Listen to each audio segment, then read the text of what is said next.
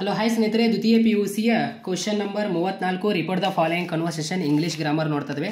ನಿಮಗೆ ವಾರ್ಷಿಕ ಪರೀಕ್ಷೆಯಲ್ಲಿ ರಿಪೋರ್ಟ್ ದ ಫಾಲೋಯಿಂಗ್ ಕ್ವಶನ್ ಬಹಳ ಈಸಿಯಾಗಿ ಕೇಳ್ತಾರೆ. ಈ ಒಂದು ಪ್ರಶ್ನೆಗೆ ಹೇಗೆ ಆನ್ಸರ್ ಮಾಡಬೇಕು ಆಯ್ತಾ, 5ಕ್ಕೆ 5 ಅಂಕಗಳನ್ನು ನೀವು ಆರಾಮಾಗಿ ಪಡೆದುಕೊಳ್ಳಬಹುದು. ಈ ಒಂದು ಪ್ರಶ್ನೆಯಲ್ಲಿ report the following conversation. So ಎಲ್ಲ ವಿದ್ಯಾರ್ಥಿಗಳು ಈ ಒಂದು ಪೂರ್ತಿ ಕೊನೆವರೆಗೆ ನೋಡಿ. ಡೆಫಿನೆಟ್ಲಿ ನೀವು ಈ ಒಂದು ಪ್ರಶ್ನೆಯಲ್ಲಿ 5ಕ್ಕೆ 5 ಅಂಕಗಳನ್ನು ಪಡೆದುಕೊಳ್ಳುತ್ತೀರಾ. ಯಾವ ರೀತಿಯಲ್ಲಿ ಈ ಒಂದು ಪ್ರಶ್ನೆಗೆ ಆನ್ಸರ್ ಮಾಡಬೇಕು ಇಲ್ಲಿ ನಾನು ನಿಮಗೆ ತಿಳಿಸ್ಕೊಡ್ತೀನಿ. ಸೊ ಇದುವರೆಗೆ ಯಾರು ಚಾನಲ್ಗೆ ಸಬ್ಸ್ಕ್ರೈಬ್ ಆಗಿಲ್ಲ ಅಂದರೆ ಚಾನಲ್ಗೆ ಸಬ್ಸ್ಕ್ರೈಬ್ ಆಗಿರಿ, ಹಾಗೂ ಬೆಲ್ ಮೇಲೆ ಕ್ಲಿಕ್ ಮಾಡಿ. ಪ್ರತಿಯೊಂದು ನಿಮಗೆ ತಪ್ಪದೇ ಬರುತ್ತೆ. ಇಲ್ಲಿ ಎಲ್ಲ ವಿದ್ಯಾರ್ಥಿಗಳು ಒಂದು ಅರ್ಥ ಮಾಡ್ಕೊಳ್ಳಿ, ಏನಂದ್ರೆ ಡೈರೆಕ್ಟ್ ಸ್ಪೀಚ್ ಅನ್ನು ಇಂಡೈರೆಕ್ಟ್ ಸ್ಪೀಚ್ ಅನ್ನಾಗಿ ಬಳಸುವಾಗ 3 ಮುಖ್ಯ ಅಂಶ ಪದಗಳನ್ನು ಬದಲಾವಣೆ ಮಾಡ್ಕೋಬೇಕಾಗುತ್ತೆ.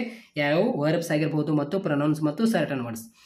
ಇವಾಗ ಫಾರ್ ಎಕ್ಸಾಂಪಲ್ ಆಮ್ ಅಥವಾ ಈಸ್ ಅಂತ ಕೊಟ್ಟರೆ ಪ್ರಶ್ನೆ ಪತ್ರಿಕೆಯಲ್ಲಿ ಇಲ್ಲಿ ಎಲ್ಲಾದರೂ ನಾವು ಏನಂತ ಬರ್ಕೋಬೇಕದು ವಾಸ್ ಅಂತ ಮಾಡ್ಕೋಬೇಕು ಆಯ್ತಾ. ಆರ್ ಅಂತ ಕೊಟ್ಟರೆ ವರ್ ಅಂತ ಮಾಡ್ಕೋಬೇಕು, ಹ್ಯಾವ್ ಅಂತ ಕೊಟ್ಟರೆ ಹ್ಯಾಡ್ ಅಂತ ಮಾಡ್ಕೋಬೇಕು, ವಿಲ್ ಅಂತ ಕೊಟ್ಟರೆ ವುಡ್ ಅಂತ ಮಾಡ್ಕೋಬೇಕು, ಶಾಲ್ ಅಂತ ಕೊಟ್ಟರೆ ಶುಡ್ ಅಂತ ಮಾಡ್ಕೋಬೇಕು, ಕ್ಯಾನ್ ಅಂತ ಕೊಟ್ಟರೆ ವುಡ್ ಅಂತ ಮಾಡ್ಕೋಬೇಕು, ಮೇ ಅಂತ ಕೊಟ್ಟರೆ ಕುಡ್ ಅಂತ ಮಾಡ್ಕೋಬೇಕು ಆಯ್ತಾ. ಮೇ ಅಂತ ಕೊಟ್ಟರೆ ಮೇಟ್ ಅಂತ ಈ ರೀತಿ. ಡು ನಾಟ್, ಡಸ್ ನಾಟ್ ಅಂತ ಕೊಟ್ಟರೆ ಹ್ಯಾಡ್ ನಾಟ್ ಈ ರೀತಿಯಲ್ಲಿ. ಅವರ್, ಯುವರ್ ಅಂತ ಕೊಟ್ಟರೆ ದೇರ್, ಆ್ಯಸ್ ಅಂತ ಕೊಟ್ಟರೆ ದೆಮ್, ವಿ, ಯು ಅಂತ ಕೊಟ್ಟರೆ ದಿ. ಅಂದರೆ ಮುಂದಿನ ಪರ್ಸನ್ ಯಾರಿರ್ತಾರೆ ಅವರ ಫಿಮೇಲ್ ಅಥವಾ ಮೇಲ್ ನೋಡಿ ನಾವು ಇಲ್ಲಿ ಹಿ ಅಥವಾ ಶಿ ಬಳಸಬೇಕಾಗಿರುತ್ತೆ. ಇವಾಗ ಸರ್ಟನ್ ಒನ್ ಫಾರ್ ಎಕ್ಸಾಂಪಲ್ ಪ್ರಶ್ನೆ ಪತ್ರಿಕೆಯಲ್ಲಿ ಟುಮಾರೋ ಅಂತ ಕೊಟ್ಟರೆ ನಾವು ದ ನೆಕ್ಸ್ಟ್ ಡೇ ಅಂತ ಮಾಡ್ಕೋಬೇಕಾಗುತ್ತೆ. ಟುಡೇ ಅಂತ ಕೊಟ್ಟರೆ ದ್ಯಾಟ್ ಡೇ ಅಂತ ಮಾಡ್ಕೋಬೇಕಾಗುತ್ತೆ. ಹೇರ್ ಅಂತ ಕೊಟ್ಟರೆ ದೇರ್ ಅಂತ ಮಾಡ್ಕೋಬೇಕಾಗುತ್ತೆ. ದಿಸ್ ಅಂತ ಕೊಟ್ಟರೆ ದ್ಯಾಟ್ ಈ ರೀತಿ. ನಾವು ಅಂತ ಕೊಟ್ಟರೆ ದೆನ್, ಹೇರ್ ದೇರ್ ಈ ರೀತಿ ಮಾಡ್ಕೋಬೇಕಾಗುತ್ತೆ. ನೆಕ್ಸ್ಟ್ ಅಂತ ಕೊಟ್ಟರೆ ದ ಫಾಲೋಯಿಂಗ್ ಡೇ ಅಂತ ಈ ರೀತಿ ಮಾಡ್ಕೋಬೇಕಾಗುತ್ತೆ ನಾವು. ಸೊ ಇಲ್ಲಿ ಎಸ್ಟರ್ಡೇ ಅಂತ ಕೊಟ್ಟರೆ ದ ಪ್ರೀವಿಯಸ್ ಡೇ ಅಂತ ಮಾಡ್ಕೋಬೇಕಾಗುತ್ತೆ ಆಯಿತಾ. ಈ ಒಂದು ಪ್ರಶ್ನೆಗೆ 3 ಮುಖ್ಯ ಅಂಶ ಪದಗಳನ್ನು ಬದಲಾವಣೆ ಮಾಡ್ಕೋಬೇಕಾಗುತ್ತೆ. ವರ್ಬ್ಸ್, ಪ್ರೊನೌನ್ಸ್ ಮತ್ತು ಸರ್ಟನ್ ವರ್ಡ್ಸ್ ಅಷ್ಟೇ, ಮತ್ತೇನಿಲ್ಲ. ಈ ಒಂದು ಪ್ರಶ್ನೆ ನಿಮಗೆ ಅತಿ ಹೆಚ್ಚು ವಾರ್ಷಿಕ ಪರೀಕ್ಷೆಯಲ್ಲಿ ಕೇಳಿರುವಂತಹ ಪ್ರಶ್ನೆ ಆಗಿರುತ್ತೆ. ಇಲ್ಲಿ ಡೋನಾ ಲೋರಾ ಮತ್ತು ಡಾನ್ ಗಂಜಾಲೋ ಇಲ್ಲಿ ಇಬ್ಬರು ಕನ್ವರ್ಸೇಷನ್ ಮಾತನಾಡ್ತಿದ್ದಾರೆ ಆಯಿತಾ.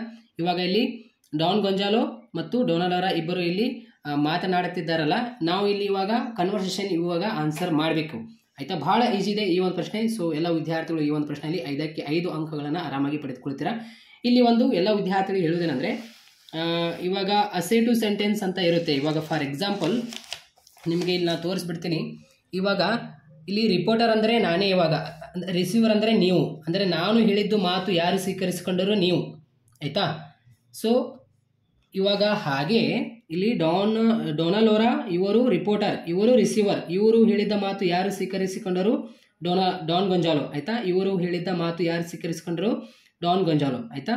ಇಲ್ಲಿ ಮುಂದಿನ ಪರ್ಸನ್ ಯಾರಿರ್ತಾರೆ ಅವಾಗ ನಾವು ಇದು ಯು ಅಥವಾ ಚೇಂಜಸ್ ಮಾಡ್ಕೋಬೇಕಾಗುತ್ತೆ. ಮುಂದಿನ ಪರ್ಸನ್ ಇವಾಗ ಇಲ್ಲಿ ಡೂ ಯು ಅಂತ ಡೋನಾ ಲೋರಾ ಹೇಳ್ತಾ ಇದ್ದಾರೆ. ಡೂ ಯು ಅಂದರೆ ಮುಂದಿನ ಪರ್ಸನ್ ಯಾರಿದ್ದಾರೆ ಗೊಂಜಾಲೋ ಅದಾನೆ. ಸೊ ಯು ಇದ್ದಿದ್ದು ನಾವು ಏನು ಮಾಡ್ಕೋಬೇಕಾಗುತ್ತೆ ಇಲ್ಲಿ ಆಯಿತಾ. 3 ಮುಖ್ಯ ಅಂಶ ಪದಗಳನ್ನು ಬದಲಾವಣೆ ಮಾಡ್ಕೋಬೇಕಾಗುತ್ತೆ ಅಂತ ಹೇಳಿದೆ. ಯು ಇದ್ದಿದ್ದು ಹಿ ಮಾಡ್ಕೋಬೇಕು. ಮುಂದಿನ ಪರ್ಸನ್ ಯಾರದಾರೆ ಅವನು ಅದಾನೆ, ಅವಳು ಅಲ್ಲ. ಅವಳು ಇತ್ತಂದರೆ ನಾವು ಶಿ ಅಂತ ಮಾಡ್ಕೋತಿದ್ದೀವಿ, ಇವಾಗ ಅವನು ಅದಾನೆ. ಸೊ ಅದಕ್ಕೆ ಇಲ್ಲಿ ಹಿ ಅಂತ ಮಾಡ್ಕೋಬೇಕಾಗಿರುತ್ತೆ.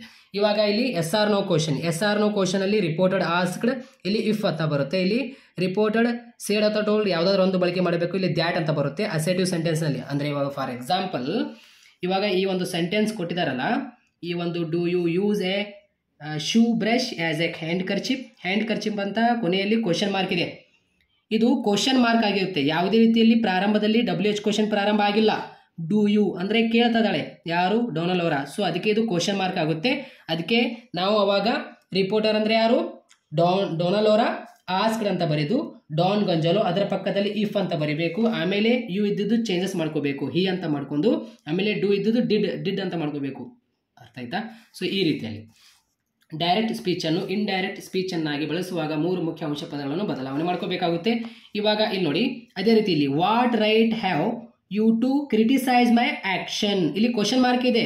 ಆದರೂ ಕೂಡ ಇದು WH ಕ್ವಶನ್ ಆಗುತ್ತೆ, ಕ್ವಶನ್ ಮಾರ್ಕ್ ಆಗಲ್ಲ. ಅಂದರೆ ಎಸ್ ಆರ್ ನೋ ಕ್ವಶನ್ ಆಗಲ್ಲ. ಇದು ಮೇಲಿಂದ ಎಸ್ ಆರ್ ನೋ ಕ್ವಶನ್ ಆಗುತ್ತೆ, ಬಟ್ ಇದು ಕೆಳಗಿಂದು ಎಸ್ ಆರ್ ನೋ ಕ್ವಶನ್ ಆಗಲ್ಲ. ಯಾಕೆಂದರೆ ಇಲ್ಲಿ WH ಪ್ರಾರಂಭ ಆಗಿದೆ. ಅದೇ ರೀತಿ ಇಲ್ಲಿ ಎ ನೇಬರ್ಸ್ ರೈಟ್ ಅಂತ ಏನಿದೆಯಲ್ಲ, ಇದು ನಾರ್ಮಲ್ ಒಂದು ಸೆಂಟೆನ್ಸ್ ಯಾವುದು ಇಲ್ಲಿದೆ ನೋಡಿ, ಅಸೆಟಿವ್ ಸೆಂಟೆನ್ಸ್ ಆಗಿರುತ್ತೆ. ಇಲ್ಲಿ ದ್ಯಾಟ್ ಅಂತ ಬಳಕೆ ಮಾಡಬೇಕು. ಅದೇ ರೀತಿ ಇಲ್ಲಿ ನೋಡಿ ಸೇಮ್ ಆಗಿರುತ್ತೆ. ಇದು ಕೂಡ ಸೇಮ್ ಆಗಿರುತ್ತೆ ಆಯಿತಾ. ಈ ಒಂದು ಲೈನ್ಸ್ಗಳು ಸೆಂಟೆನ್ಸ್ಗಳು ನಿಮಗೆ ಗೊತ್ತಾಗಬೇಕು. ಯಾವ ಒಂದು ಇವಾಗ ಎಸ್ ಆರ್ ನೋ ಕ್ವಶನ್ ಆಗುತ್ತೋ ಅಥವಾ ಅಸೆಟಿವ್ ಸೆಂಟೆನ್ಸ್ ಆಗುತ್ತೋ ಅಥವಾ WH ಕ್ವಶನ್ ಆಗುತ್ತೋ. ಭಾಳ ಈಸಿ ಇದೆ ರೀ. ಇವಾಗ ನೋಡಿ ಡೂ ಯು ಯೂಸ್ ಇಲ್ಲಿ ಹ್ಯಾಂಡ್ ಕರ್ಚಿಪ್ ಅಂತ ಕೇಳ್ತದಲ್ಲ ಯಾರು ಡೋನಾ ಲೋರಾ. ಸೊ ಅದಕ್ಕೆ ಇದು ಕೇಳ್ತಾ ಇದ್ದಾಳೆ ಅಂದರೆ ಇದು ಏನಾಗುತ್ತೆ ಎಸ್ ಆರ್ ನೋ ಕ್ವಶನ್ ಆಗುತ್ತೆ. ಇದು ವಾಟ್ ರೈಟ್ ಹ್ಯಾವ್ ಟು ಅಂತ ಇದು ಬಂದಿದ್ದೆಲ್ಲ, ಇದು what right have you to criticise my action ಅಂತ ಇದ್ದೀರಾ, ಇದು WH ಕ್ವಶನ್ ಆಗಿರುತ್ತೆ ಆಯಿತಾ. ಈ ರೀತಿಯಲ್ಲಿ ಇವಾಗ ಇಲ್ಲಿ ನೋಡಿ ಇದಕ್ಕೆ ಆನ್ಸರ್ ಮಾಡೋಣ. ಆನ್ಸರ್ ಮಾಡಿದರೆ ನಿಮಗೆ ಗೊತ್ತಾಗ್ಬಿಡುತ್ತೆ ಆಯಿತಾ. ಇಲ್ಲಿ ನೋಡಿ ಇವಾಗ ಡೋನಾ ಲೋರಾ ಆಯಿತಾ. ಡೋನಾಲೋರಾ ಇಲ್ಲಿ ಡೋನಾಲೋರಾ ಇಲ್ಲಿ do you use a shoe brush as a handkerchief ಅಂತ ಇದೆಯಲ್ಲ, ಇದು ಎಸ್ ಆರ್ ನೋ ಕ್ವಶನ್ ಆಗುತ್ತೆ ಆಯಿತಾ. ಸೊ ಅದಕ್ಕೆ ಇಲ್ಲಿ ಡೋನಾಲೋರಾ ಆಸ್ಕ್ಡ್ ಡಾನ್ ಗೆಂಜಾಲೋ, ಅದರ ಪಕ್ಕದಲ್ಲಿ ಇಫ್ ಅಂತ ಬರೀಬೇಕು ಆಯಿತಾ. ಇಲ್ಲಿ ನೋಡಿ ಆಯಿತಾ. ಡೋನಾಲೋರಾ ಆಸ್ಕ್ಡ್ ಡಾನ್ ಗೆಂಜಾಲೋ, ಅದರ ಪಕ್ಕದಲ್ಲಿ ಏನು ಇಫ್ ಅಂತ ಬರೀಬೇಕು. ಈ ಇಫ್ ಅನ್ನೋದು ಬಹಳ ಇಂಪಾರ್ಟೆಂಟ್ ನೋಡಿ ಆಯಿತಾ. ಡಾನ್ ಗಂಜಾಲೋ ಆಸ್ಕ್ಡ್ ಡೋನಾಲೋರಾ ಆಯಿತಾ, ಸರಿ ಡೋನಾಲೋರಾ ಆಸ್ಕ್ಡ್ ಡಾನ್ ಗಂಜಾಲೋ ಇಫ್ ಅಂತ ಬರೀಬೇಕು. ಇವಾಗ ನೋಡಿ ಇಲ್ಲಿ ಯು ಇದ್ದುದು ಅಂದರೆ ಡೋನಾಲೋರಾ ಹೇಳ್ತಾ ಇದ್ದಾಳೆ, ಮುಂದಿನ ಪರ್ಸನ್ ಯಾರಾದರೆ ಯು ಅಂದರೆ ಇಲ್ಲಿ ಮುಂದಿನ ಪರ್ಸನ್ ಯಾರಾದರೆ ಅವನು ಅದಾನೆ, ಡಾನ್ ಗೊಂಜಾಲೋ ಅದಾನೆ. ಇಲ್ಲಿ ಯು ಇದ್ದಿದ್ದು ಏನು ಮಾಡ್ಕೋಬೇಕು, ಮುಂದಿನ ಪರ್ಸನ್ ಅವನು ಅದಾನೆ, ಅವನು ಆಯಿತಾ, ಹೀ ಮಾಡ್ಕೋಬೇಕಾಗುತ್ತೆ.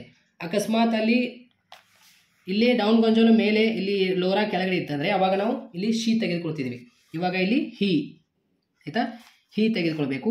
ಇಲ್ಲಿ ಡು ಇದ್ದಿದ್ದೇನಾಗುತ್ತೆ, ಡಿಡ್ ಆಗುತ್ತೆ ಆಯಿತಾ. ಯು ಇದ್ದಿದ್ದು ಸೇಮೇ ಬರುತ್ತೆ ಆಯಿತಾ, ಎ ಇದ್ದುದು ಸೇಮ್ ಬರುತ್ತೆ, ಶೂ ಇದ್ದುದು ಸೇಮ್ ಬರುತ್ತೆ ಆಯಿತಾ, ಬ್ರಷ್ ಇದ್ದುದು ಕೂಡ ಸೇಮ್ ಬರುತ್ತೆ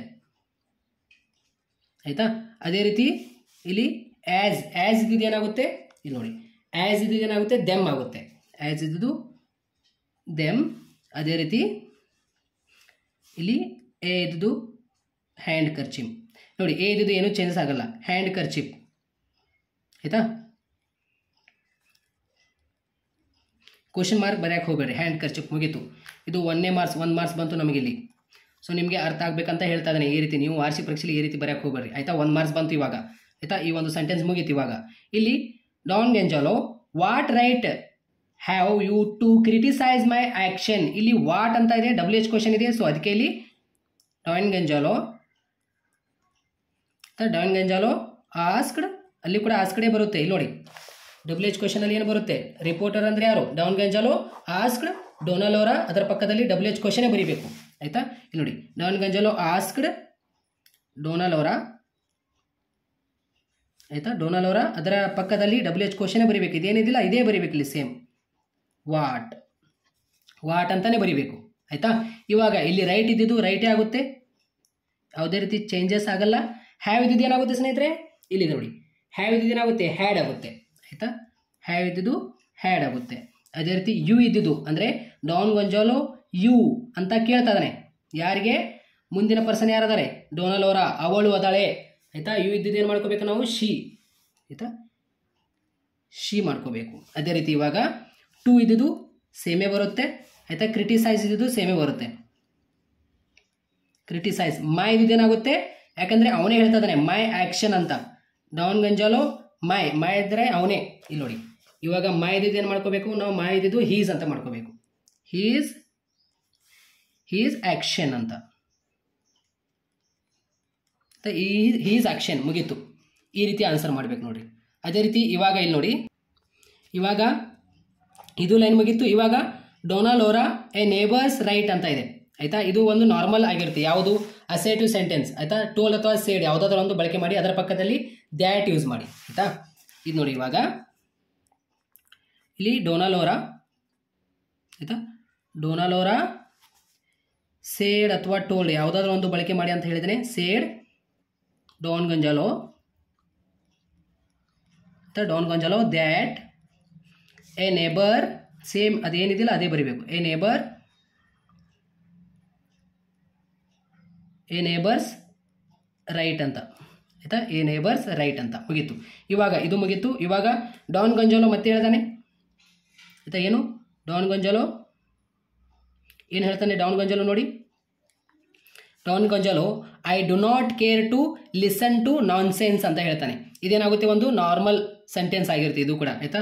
ಡಾನ್ ಗೊಂಜಾಲೋ ಟೋಲ್ಡ್ ಆಯಿತಾ, ಡಾನ್ ಗೊಂಜಾಲೋ ಟೋಲ್ಡ್ ಅಥವಾ ಸೇಡ್ ಯಾವುದಾದ್ರೂ ಒಂದು ಆಯಿತಾ. ಡಾನ್ ಗೊಂಜಾಲೋ ಸೇಡ್ ಅಥವಾ ಟೋಲ್ಡ್ ಡೋನಾಲೋರಾ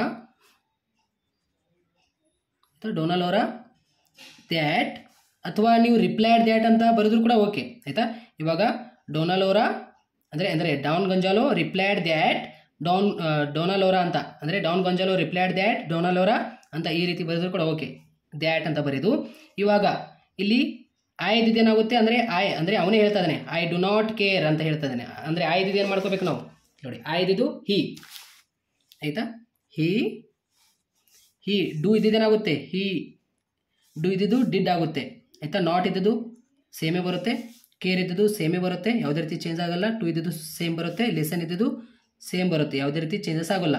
ಅದೇ ರೀತಿ ಟು ಇದ್ದಿದ್ದು ಟೂನೇ ಬರುತ್ತೆ, ನಾನ್ಸೆನ್ಸ್ ಇದ್ದಿದ್ದು ಸೇಮೇ ಬರುತ್ತೆ ಆಯಿತಾ, ಸೇಮ್ ಆಯಿತು. ಇವಾಗ ಡೊನಾಲೋರಾ ಯು ಆರ್ ವೆರಿ ಪಾಲಿಟಿ ಅಂತ ಹೇಳ್ತಾಳೆ ಆಯಿತಾ.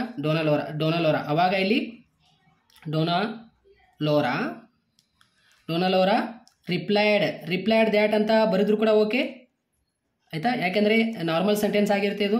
ರಿಪ್ಲೈಡ್ ದ್ಯಾಟ್ ಇಲ್ಲಾಂದರೆ ಡೊನಾಲೋರಾ ಸೇಡ್ ಅಥವಾ ಟೋಲ್ಡ್ ಯಾವುದಾದ್ರು ಒಂದು ಬಳಕೆ ಮಾಡಿ ಆಯಿತಾ.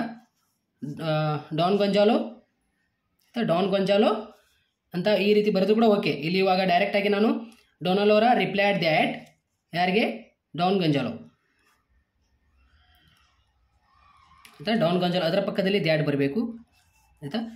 ಡೊನಾಲೋರಾ ರಿಪ್ಲೈಡ್ ದ್ಯಾಟ್ ಅಂತ ಬರೆದ್ರು ಆನ್ಸರ್ ಬರೆದ್ರೆ ನಡೆಯುತ್ತೆ, ಇಲ್ಲಾಂದರೆ ಡೊನಾಲೋರಾ ರಿಪ್ಲೈಡ್ ಡಾನ್ ಗೊಂಜಾಲೋ ದ್ಯಾಟ್ ಅಂತ ಬರೀರಿ ಆಯಿತಾ. ಇವಾಗ ಯು ಆರ್ ಅಂತ ಅಂದರೆ ಡೊನಾಲೋರಾ ಹೇಳ್ತಾ ಇದ್ದಾಳೆ ಯಾರಿಗೆ, ಡಾನ್ ಗೊಂಜಾಲೋಗೆ. ಯು ಇದ್ದಿದ್ದೇನಾಗುತ್ತೆ ಇಲ್ಲಿ, ಮುಂದಿನ ಪರ್ಸನ್ ಯಾರದಾರೆ ಆಯಿತಾ. ಯು ಇದ್ದಿದ್ದು ಹಿ ಅಂದರೆ ಮುಂದಿನ ಪರ್ಸನ್ ಡಾನ್ ಗೊಂಜಾಲೋ ಅದಾನೆ. ಸೊ ಅದಕ್ಕೆ ಇಲ್ಲಿ ಹಿ ನಾವು ಯೂಸ್ ಮಾಡಬೇಕಾಗುತ್ತೆ ಆಯಿತಾ. ನಾವು ಯೂಸ್ ಮಾಡಬೇಕಾಗುತ್ತೆ ಇಲ್ಲಿ. ಮತ್ತು ಅದೇ ರೀತಿ ಇಲ್ಲಿ ನೋಡಿ ಹಿ ಆಯಿತು. ಆರ್ ಇದ್ದಿದ್ದೇನಾಗುತ್ತೆ ಆಯಿತಾ, ಇದ್ದಿದ್ದೇನಾಗುತ್ತೆ ವರ್ ಆಗುತ್ತೆ, ಇದ್ದಿದ್ದು ವರ್ ಆಗುತ್ತೆ ಆಯಿತಾ. ಇಲ್ಲಿ ಆರ್ ಇದ್ದಿದ್ದು ಸಾರಿ ಯು ಇದ್ದಿದ್ದು ಹಿ ಆಗುತ್ತೆ ಆಯಿತಾ. ಆರ್ ಇದ್ದಿದ್ದೇನಾಗುತ್ತೆ ವರ್ ಆಗುತ್ತೆ ಹೇಳಿದ್ದೀನಿ. ಅದೇ ರೀತಿ ವೆರಿ ಪಾಲಿಟಿ ನೋಡಿ, ವೆರಿ ಪಾಲಿಟಿ ಈ ರೀತಿ ಬರೆದ್ರೆ ಮುಗೀತು, ನಿಮಗೆ 5 ಮಾರ್ಕ್ಸ್ ಕೊಡ್ತಾರೆ ಸ್ನೇಹಿತರೆ. ಸೊ ಎಲ್ಲ ವಿದ್ಯಾರ್ಥಿಗಳಿಗೆ ಗೊತ್ತಾಗಿದೆ ಅಂತ ಅನ್ಕೊಂಡಿದ್ದೀನಿ. ಎಲ್ಲ ವಿದ್ಯಾರ್ಥಿಗಳಿಗೆ ಒಂದು ಶೇರ್ ಮಾಡಿ. Thank you so much.